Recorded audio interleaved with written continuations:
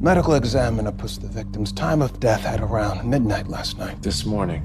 It's last night until 11:59 and 59 seconds, and then it becomes this morning. In an investigation, details matter. 12 a.m. this morning? I'm getting a beer. Absolutely not.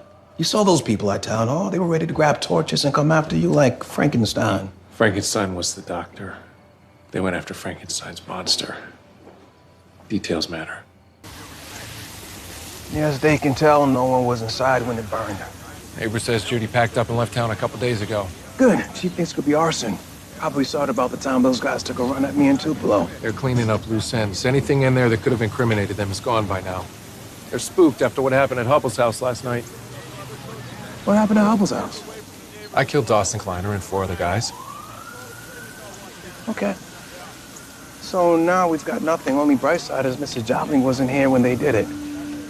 She wasn't Mrs. Jobling. Judy never took Pete's last name. Look at how Joe wrote Jobling's garage. He put the apostrophe after the S, plural possessive.